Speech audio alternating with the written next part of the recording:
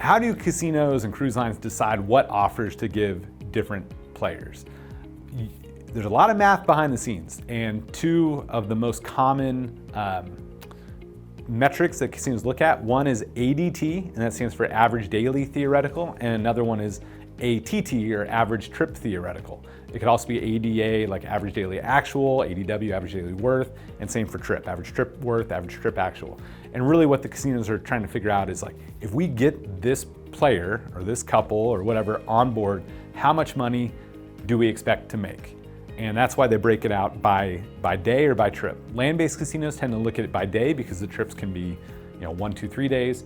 And then cruise lines tend to look at it more on a trip by trip basis because those trips tend to be longer, 5, 7, 10 days. And sometimes those don't translate one-to-one, meaning that somebody that's a great player for 2 days may not be able to keep that pace up on a 7 or 8 day trip. And so land-based casinos tend to look at daily, ADT, average daily value, and then cruise lines tend to put more weight towards average trip theo, like a longer span of time. So what is theoretical? Theoretical is an equation that looks at, based on a player's average bet, how long they played for, the speed of the game, how much theoretically should the casino have won from that player.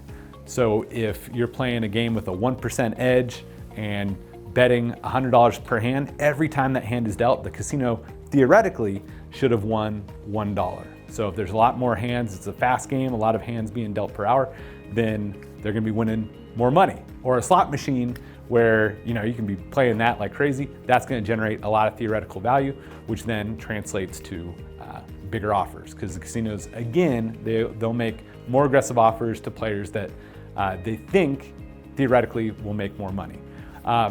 One more thing I'll add is that there's certain games that don't generate theoretical very quickly. Craps is an example.